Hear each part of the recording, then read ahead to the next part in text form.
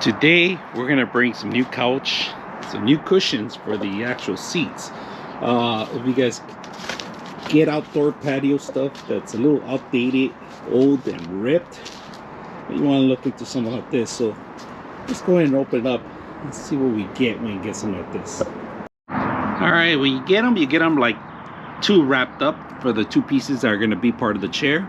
So we're going to go ahead and unlock it and see how it looks and set it up. Let's go ahead and do that. All right, here's the cushions. If you guys can see them, there's still two tie downs in the back, so you could tie them down so they'll move. Pretty much set them up. This could go in the back, or you could flip them around either way.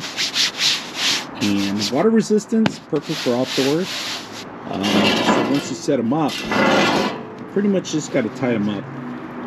And they do have a zipper that you could remove this and washable. And this is good for outdoors. Material wise, it's okay, perfectly handled. And they give you two of these cushions along with the actual tie downs too. So I am going to replace them. And if you want, you can also put the two of them. You can even set them up as one if you want. Have them down so you can get multiple ones. Of course, the labels go in.